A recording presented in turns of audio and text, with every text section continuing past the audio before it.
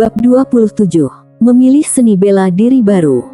Aula keluarga terbagi menjadi dua paviliun. Paviliun langit dan paviliun bumi. Paviliun langit milik petarung keluarga utama, paviliun bumi milik petarung keluarga cabang, status berbeda dan bersaing satu sama lain. Carson Chen berasal dari keluarga cabang Kota Danau, jadi secara alami masuk paviliun bumi. Sejauh yang diketahui Carson Chen, ada lebih dari 200 petarung di aula keluarga, di mana paviliun langit menyumbang 60%, paviliun bumi menyumbang 40%. Selain kedua paviliun itu, ada area elit, total puluhan rumah independen, yang juga merupakan tempat yang pernah dikunjungi Carson Chen sebelumnya, salah satu bekas rumah Chelsea Chen. Hanya petarung 10 besar di aula keluarga yang berhak masuk area elit dan menikmati fasilitas yang lebih baik. Paviliun bumi adalah halaman yang sangat luas dengan deretan rumah, dan setiap rumah dihuni oleh satu orang. Dibandingkan dengan rumah tempat tinggal seniman bela diri, ukurannya 2 kali lebih besar dan dekorasinya lebih bagus. Jendelanya cerah dan bersih, terlihat sangat nyaman.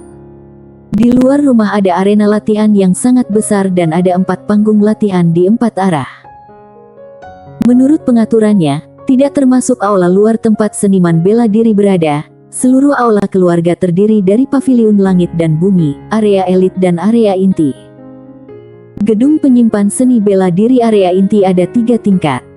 Carson Chen berdiri di tingkat pertama. Di depannya ada rak buku dengan banyak buku. Carson Chen melirik dengan cepat dan mengeluarkan salah satunya. Sampul buku itu berwarna abu-abu dan putih, dengan gambar harimau berwarna merah darah. Polanya tampak sederhana, tetapi itu membuat harimau berwarna darah itu begitu hidup sehingga seolah hampir berlari ke arah wajah orang. Di sisi gambar harimau berwarna merah darah itu, ada 3 kata merah darah yang kuat dan diembos, teknik harimau ganas. Dikatakan bahwa seorang leluhur keluarga Chen mengagungkan semangat harimau yang tak kenal takut dan keagungannya sebagai raja binatang. Dia mendirikan keluarga Chen dan mewariskan semangat harimau, dari mantra auman harimau dari pemurnian darah energi ke teknik harimau ganas untuk berlatih kekuatan energi darah dan latihan karakter harimau selanjutnya, semuanya adalah buktinya. Teknik tinju harimau termasuk seni bela diri dasar, mantra auman harimau termasuk teknik dasar. Teknik harimau ganas adalah teknik berkualitas. Setelah menjadi petarung, Carson Chen belajar lebih banyak dari aula keluarga. Dia mengetahui bahwa yang disebut seni bela diri berkualitas, juga disebut seni bela diri tingkat manusia, terbagi menjadi kualitas rendah, kualitas menengah, kualitas tinggi dan kualitas super. Teknik harimau ganas keluarga Chen adalah kualitas menengah dari tingkat manusia, yang dibagi menjadi 3 tingkatan. Buku di tangan Carson Chen mencatat dengan jelas teknik harimau ganas tingkat pertama. Seekor harimau memiliki bentuk, kamu harus menggunakan momentum dan kekuatan harimau, energi dan darahnya seperti harimau, dan tubuhnya seperti hutan.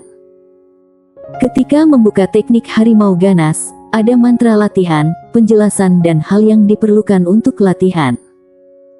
Setelah membaca sekali, Carson Chen menghafal isinya sepenuhnya, dan setelah 3 kali, dia langsung memahaminya.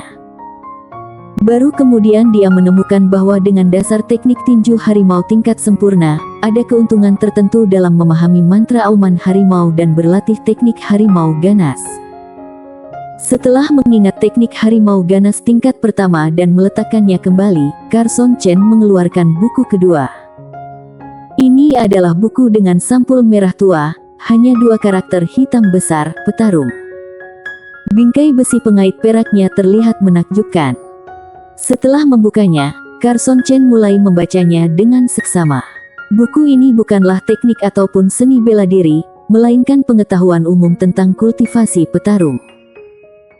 Segera setelah alam energi darah sampai pada tingkat ketiga, kuatkan kekuatan energi darah, kuatkan tubuh, murnikan darah energi, untuk membentuk fondasi untuk menjadi petarung. Di alam energi darah tingkat keempat, darah energi membakar dan berubah menjadi energi darah. Setelah itu, kekuatan energi darah terutama dipraktikkan dengan teknik, sehingga disebut gerakan awal energi darah. Kekuatan energi darah bisa diperkuat 1000 kali kati dengan latihan. Di alam energi darah tingkat kelima, kekuatan energi darah menembus batas, menjadi lebih bertenaga, mengisi setiap bagian tubuh, maka dinamakan dengan pengisian penuh energi darah.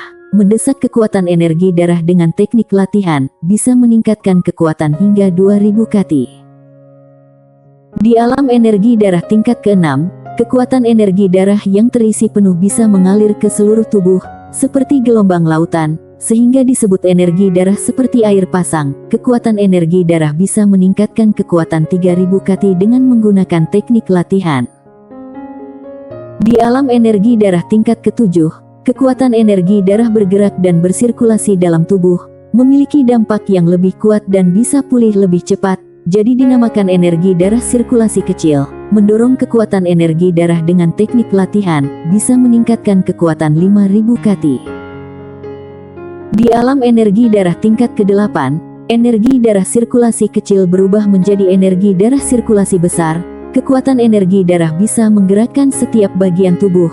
Kekuatan lebih kuat dan lebih cepat. Kekuatan energi darah bisa diaktifkan dengan teknik latihan dan kekuatannya bisa ditingkatkan 7000 kati. Di alam energi darah tingkat ke-9, kekuatan energi darah sangat kental, berubah menjadi oven energi darah dan menjadi sumber kekuatan bagi seluruh tubuh. Menggunakan teknik latihan untuk mengaktifkan kekuatan energi darah, bisa meningkatkan kekuatan 9000 kati. Setelah menjadi petarung, dari alam energi darah tingkat keempat hingga alam energi darah tingkat ke-9 yang tertinggi, perubahan di antara masing-masing tingkatan berkaitan erat dengan kekuatan energi darah. Adapun kekuatan fisik, standar 1000 kati adalah batasnya. Kalau kamu ingin melampaui standar itu, kamu harus dilahirkan dengan kekuatan yang lebih besar, atau mencari cara lain. Resmi menjadi murid aula keluarga, maka kamu akan bisa menikmati fasilitas yang sesuai. Kamu bisa berlatih teknik harimau ganas tingkat pertama, kamu bisa memilih seni bela diri kualitas rendah tingkat manusia, dan kamu bisa dengan bebas masuk dan keluar gedung penyimpan seni bela diri tingkat pertama untuk melihat beberapa buku metode non-teknik seperti seni bela diri. Setelah mengembalikan buku, petarung, Carson Chen melirik buku lain lagi. Metode latihan kekuatan energi darah adalah teknik harimau ganas, seni bela diri tingkat manusia kualitas bawah total ada 13 jenis. Dibandingkan dengan seni bela diri dasar, jumlah seni bela diri kualitas rendah tingkat manusia sangat sedikit. 13 jenis seni bela diri tingkat manusia kualitas bawah, 4 jenis tinju, 3 jenis pukulan, 2 jenis tendangan, 1 jenis jari, 1 jenis pisau, 1 jenis pedang, dan 1 lagi gerak kaki. Sepertinya aku tidak punya pilihan. Carson Chen berpikir sendiri. Ini adalah tingkat pertama dari gedung penyimpan seni bela diri, sedangkan tingkat kedua adalah seni bela diri tingkat manusia kualitas menengah dan teknik harimau ganas tingkat kedua. Tingkat ketiga berisi seni bela diri tingkat manusia kualitas atas dan teknik harimau ganas tingkat ketiga. Namun tidak mudah untuk masuk ke tingkat kedua atau bahkan tingkat ketiga, diperlukan beberapa syarat, seperti kontribusi yang cukup dan sejenisnya. 13 jenis seni bela diri tingkat manusia kualitas rendah, Carson Chen melirik mereka satu persatu. Tinju harimau tegap, tinju 5 spiritual, tangan banting, tendangan angin puyuh, teknik 1 jari besi, teknik pisau belah air, teknik pedang belah sinar, langkah angin. Mata Carson Chen menyapu bolak-balik pada teknik pedang belah sinar dan teknik langkah angin. Seni bela diri gerak kaki relatif jarang, jadi dari segi nilai, itu lebih tinggi dari seni bela diri lainnya, tetapi Carson Chen berlatih pedang, dia membuat pilihan tanpa ragu-ragu. Teknik pedang belah sinar. Aku bisa mendapatkan poin kontribusi, dan kemudian aku bisa membeli kualifikasi untuk berlatih langkah angin. Pikir Carson Chen dalam hati sambil mengeluarkan teknik pedang belah sinar. Baru-baru ini, di antara anak-anak yang menjadi petarung, hanya dia yang berlatih pedang sendirian, jadi tidak ada yang berebutan dengannya. Ingat, itu harus dikembalikan dalam waktu 10 hari. kata pengurus penanggung jawab gedung penyimpan seni bela diri Aula Keluarga dengan serius setelah menyelesaikan pendaftaran. Kalau tidak mengembalikannya tepat waktu akan meninggalkan kesan buruk. Kalau ingin meminjam seni bela diri di kemudian hari, masih belum diketahui apakah bisa melewatinya. Pasti, Carson Chen mengambil buku teknik pedang belah sinar dan mengangguk.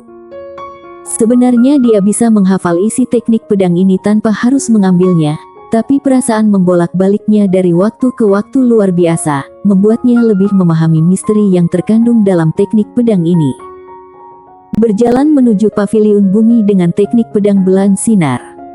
Carson Chen, aku akan melawanmu lagi setelah aku menguasai tinju berat tingkat pertama. Saat bertemu Glen Chen berkata langsung. Oke, Carson Chen langsung setuju, dengan tatapan yang sangat ramah. Memasuki rumah, menutup pintu, Carson Chen duduk dengan nyaman di kursi kayu berwarna merah gelap, membuka teknik pedang belah sinar, dan membaca dengan seksama. Ada banyak perbedaan antara seni bela diri tingkat manusia dan seni bela diri dasar. Seni bela diri dasar adalah untuk memperkuat darah energi dan memperkuat tubuh, ada perbedaan jurus-jurus. Seni bela diri tingkat manusia tidak bisa berperan memperkuat darah energi dan memperkuat tubuh, perlu diaktifkan dengan kekuatan energi darah. Kekuatan sebenarnya dilepaskan, dan tidak ada perbedaan gerakan, hanya perbedaan tingkat dan alam. Teknik pedang belah sinar terbagi menjadi dua bagian. Tingkat pertama, jurus belah sinar bayangan menyapu. Tingkat kedua, belah sinar tanpa bayangan. Di dalam buku ada rumus dan gambarnya. Gambarnya jelas menunjukkan seseorang menari dengan pedang. Itu persis latihan teknik pedang belah sinar tingkat pertama dan tingkat kedua. Aku harus berlatih tingkat pertama jurus belah sinar bayangan menyapu ke tingkat tinggi sebelum berlatih tingkat kedua belah sinar tanpa bayangan. Ini memang sangat berbeda dengan seni bela diri dasar. Carson Chen membaca teknik pedang belah sinar dan berpikir dalam hati. Setelah beberapa saat, Carson Chen tidak langsung mulai berlatih, meski rumahnya tidak kecil, namun tidak cocok untuk berlatih teknik pedang. Teknik pedang memang tidak bisa dilatih di sini, tapi teknik harimau ganas bisa. Berkata dalam hati, Carson Chen pun mengeluarkan sebuah kotak kayu dari samping tempat tidur, membuka kotak kayu itu, dan di dalamnya ada 3 bola kecil berwarna merah tua seukuran biji teratai, mengeluarkan bau amis. Pil darah monster. Ini adalah pil yang dibuat dengan mencampurkan saripati darah hewan dengan saripati beberapa obat herbal berumur 10 tahun dan menghabiskan waktu puluhan jam secara bergantian dengan api pelan dan api kuat. Pil ini satu tipe dengan pil tenaga esensi, namun efeknya jauh lebih baik dari pil tenaga esensi. Pil tenaga esensi hanya efektif untuk seniman bela diri, tapi untuk petarung bahkan tidak memenuhi syarat untuk digunakan sebagai makanan untuk menambah kekuatan fisik. Tetapi pil darah monster bisa meningkatkan kultivasi kekuatan energi darah sampai batas tertentu. Sebutir pil darah monster setelah kekuatan yang terkandung di dalamnya diserap, itu hampir sama dengan hasil normal petarung alam energi darah tingkat keempat yang berlatih teknik latihan tingkat manusia kualitas rendah selama sehari. Anak-anak Aula Keluarga yang baru saja menjadi petarung bisa mendapatkan hadiah 3 pil monster darah. Setelah itu, mereka bisa mendapatkan 1 pil monster gratis setiap bulan. Kalau ingin mendapatkan lebih banyak, kamu hanya bisa mengandalkan usaha sendiri dan kemampuan. Setelah mengingat mantra teknik harimau ganas tingkat pertama, Carson Chen mengeluarkan pil darah monster dan memasukkannya ke dalam mulutnya dan mengulumnya. Dia menyingkirkan pikiran yang mengganggu dan berkonsentrasi pada energi darahnya.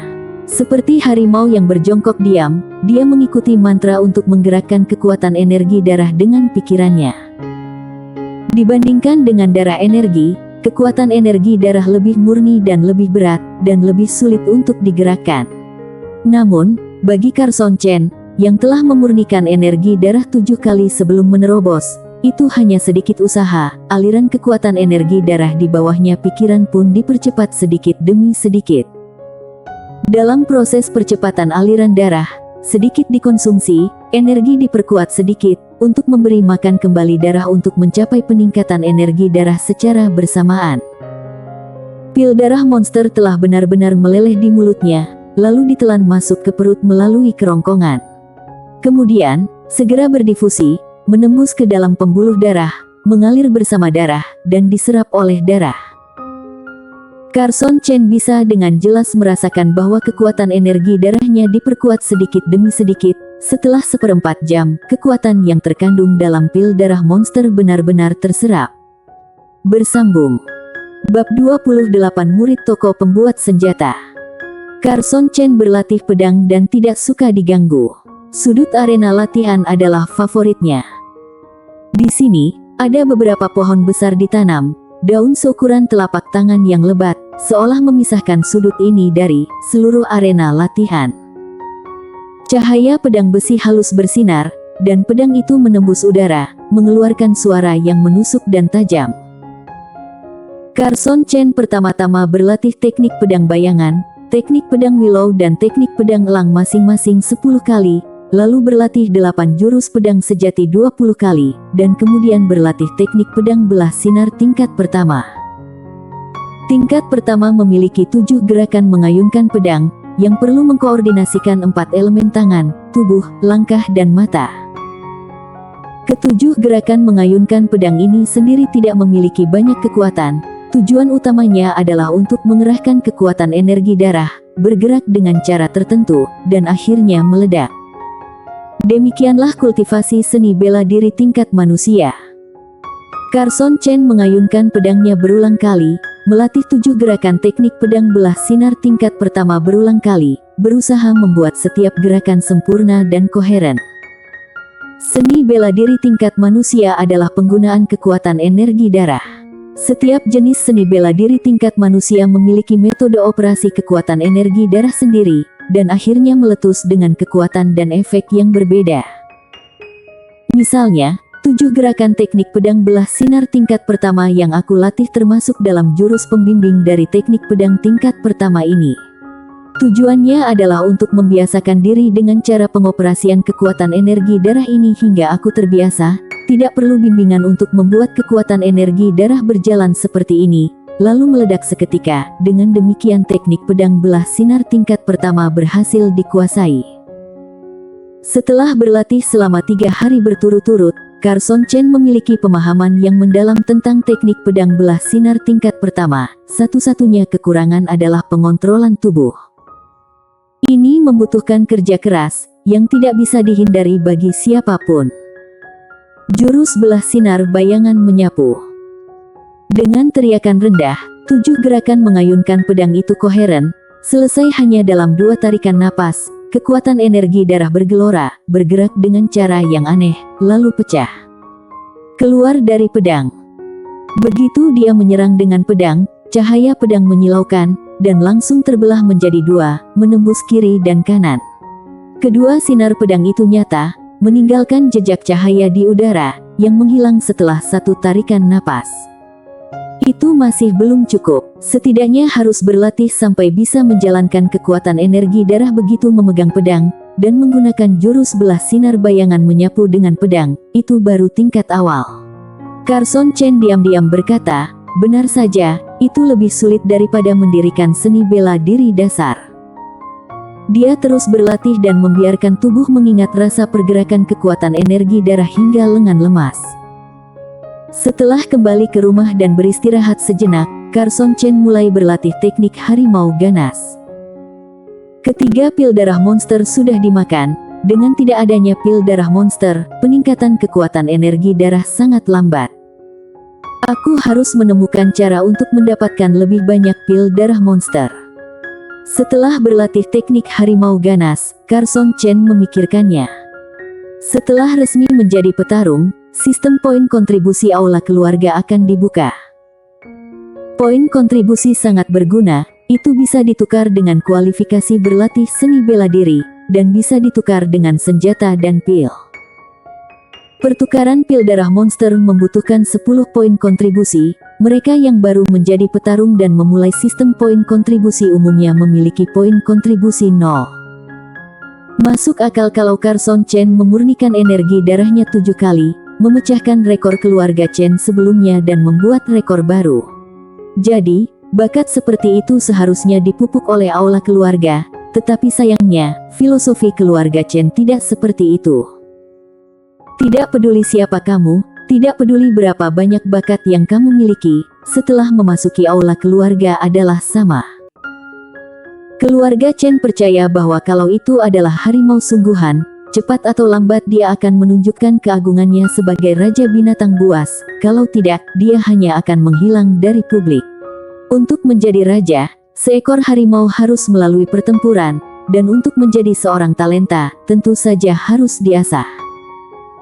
Selain itu, Carson Chen tidak mengatakan apa-apa tentang pemurnian energi darahnya yang 7 kali, tetua Alexandra hanya mengira dia pemurnian 6 kali. Entah itu untuk mendapatkan lebih banyak pil darah monster atau berlatih seni bela diri yang lebih baik, itu tidak terlepas dari poin kontribusi. Tidak hanya ada satu cara untuk mendapatkan poin kontribusi. Kalau aku memiliki kekuatan yang cukup, aku bisa berburu monster dan menukarnya dengan aula keluarga untuk mendapatkan poin kontribusi. Tapi bagi aku sekarang, jelas terlalu dini untuk mengatakannya. Sekarang, dia baru saja menerobos ke alam energi darah tingkat keempat belum lama ini, dan baru saja mulai berlatih seni bela diri tingkat manusia. Tidak peduli kultivasi atau kekuatan, dia berada dalam periode peningkatan yang relatif cepat, jadi dia tidak cocok untuk pergi keluar.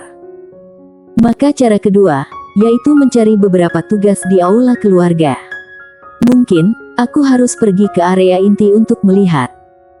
Ada ruang misi di area inti, yang akan mencantumkan beberapa tugas terkait, selama anak-anak aula keluarga bisa menerimanya. Setelah menyelesaikannya, mereka akan diberi poin kontribusi yang sesuai. Carson Chen dengan hati-hati melirik panel tugas di dinding. Cari akar benang perak. Catatan, akar benang perak adalah obat herbal kualitas 2, yang bisa ditukar dengan 20 poin kontribusi. Cari bunga emas. Catatan, bunga emas adalah obat herbal kualitas 3, yang bisa ditukar dengan 40 poin kontribusi. Cari ginseng semanggi perak. Catatan, ginseng semanggi perak adalah obat herbal kualitas 4, yang bisa ditukar dengan 80 poin kontribusi. Kebanyakan adalah pencarian obat herbal. Level obat herbal dibagi menjadi 9 kelas. Kualitas pertama obat herbal adalah obat herbal yang berumur lebih dari 10 tahun dan kurang dari 20 tahun. Kualitas kedua adalah dari 20 tahun sampai 30 tahun. Kualitas ke-9 obat herbal adalah lebih dari 90 tahun dan kurang dari 100 tahun. Ketika mencapai usia 100 tahun, khasiat obat-obat herbal akan berubah secara kualitatif dan menjadi pil berharga. Untuk menemukan obat herbal, seseorang seringkali harus memasuki pegunungan yang dalam dan hutan tua, dan butuh banyak waktu untuk datang dan pergi. Tugas lainnya adalah berburu dan membunuh beberapa monster tertentu, mendapatkan bagian tertentu dari mereka dan membawanya kembali ke klan, untuk mendapatkan poin kontribusi. Apakah itu mencari tumbuhan atau berburu monster, Carson Chen untuk sementara mengesampingkannya. Maka, tidak banyak tugas yang tersisa. Setelah beberapa lama, Carson Chen akhirnya memilih satu tugas.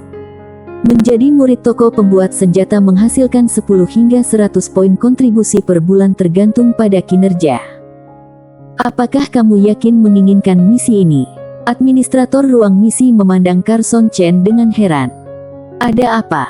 Tanya Carson Chen.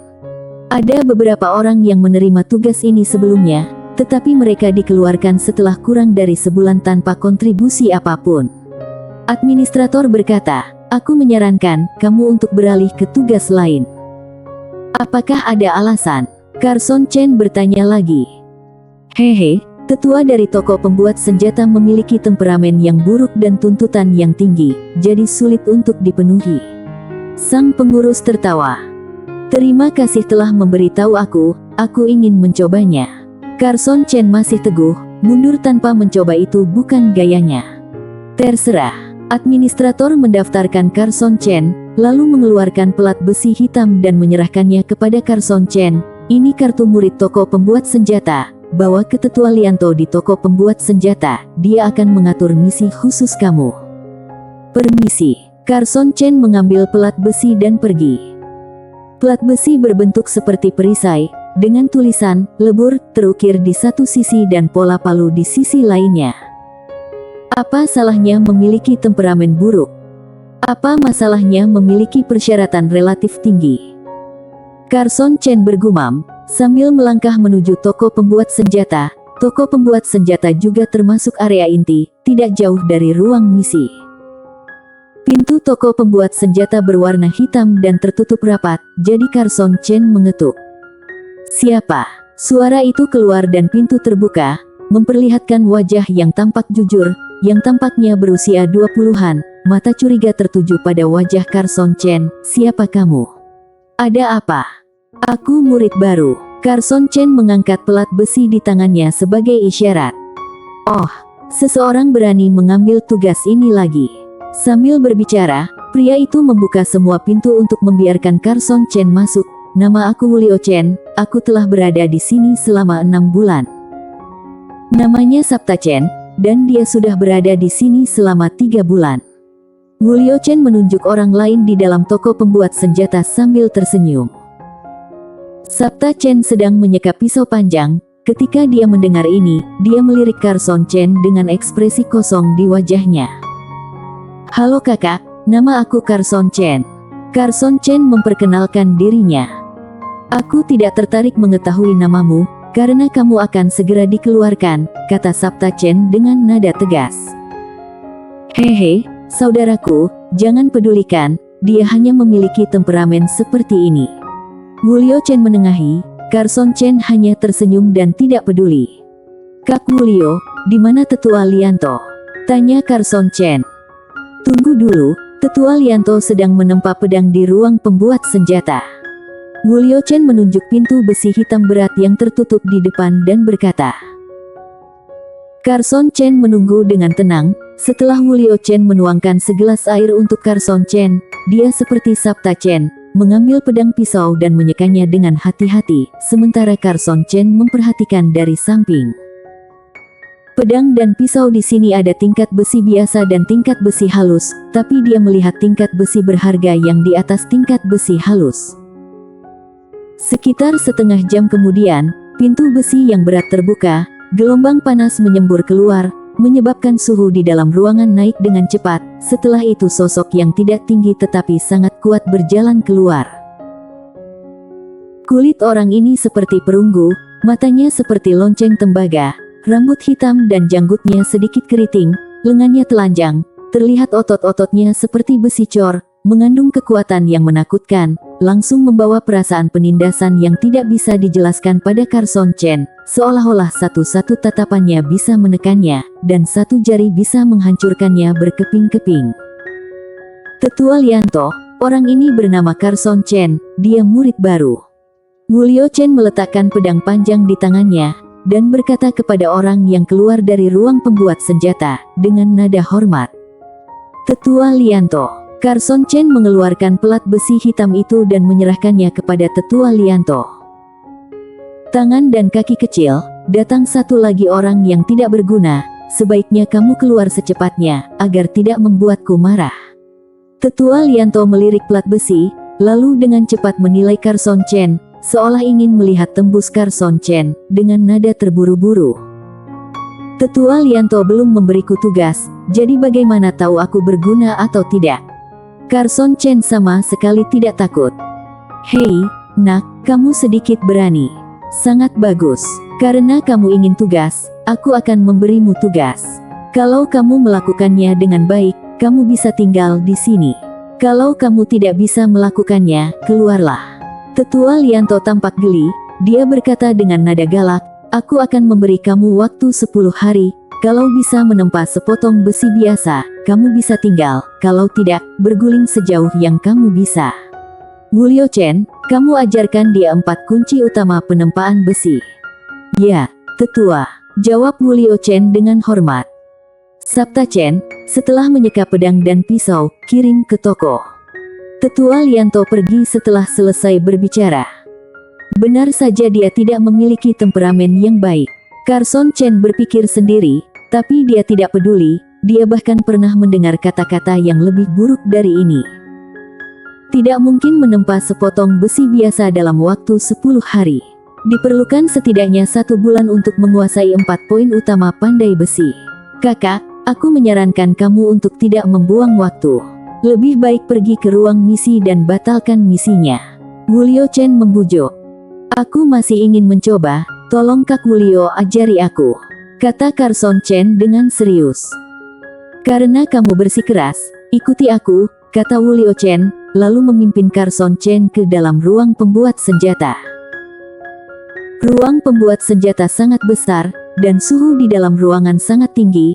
Ada 3 tungku yang ditempatkan di 3 arah, tetapi hanya yang terbesar yang membakar api yang mengamuk. Ada 2 orang secara bergiliran menarik kipas dan memasukkan kayu bakar untuk meningkatkan api. Adik Carson Chen, aku akan menjelaskan kepada kamu 4 poin kunci menempa besi. Setelah kamu menguasainya, kamu bisa mulai menempa besi. Wulio Chen membawa Carson Chen ke tungku yang padam, mengambil sepotong biji besi dan mulai memperagakan. Bersambung.